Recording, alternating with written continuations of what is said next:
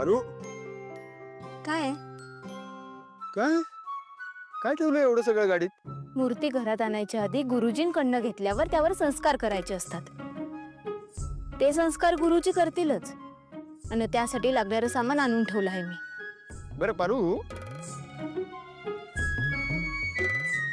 काय झालं काय? अशी का बघतेस? असं का चेहरा पडलाय? कुठं काय काहीच तर नाही. अरू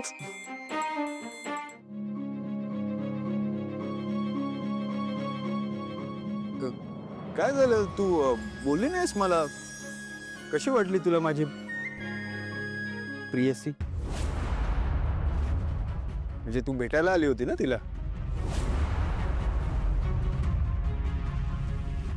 तिचे डोळे किती सुंदर आहेत ना, जे फोटोपेक्षा प्रत्यक्षात बघायला किती भारी वाटतं. आणि तिची स्माइल तर म्हणजे हरवून जावं असं वाटतं. आणि ती ज्या प्रकारे माझ्याशी बोलते, माझ्याशी वागते ना, असं वाटतं की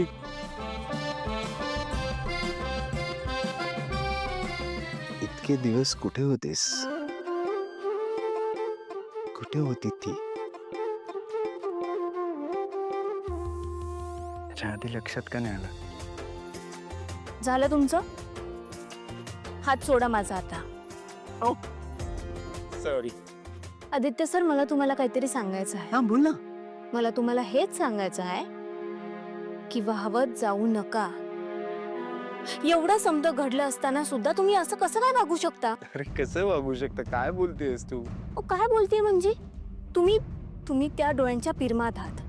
ते डोळे त्याच मुलीचे आहेत का नाही हे तपासून बघा ना एकदा. काय तपासून बघा? मी काय डॉक्टर आहे का पारू? आणि मला खात्री आहे की ती तीच मुलगी आहे, डोळेवाली. मी नाही ओळखणार का पारू तिचे डोळे? हा, मला मान्य आहे,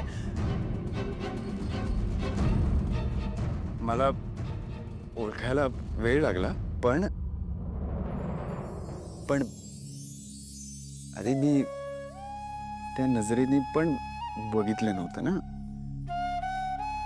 पण आता जेव्हा मला कळलंय की ती मुलगी तीच आहे, तेव्हा तिला गमावण्याची चूक मी परत करणार नाही.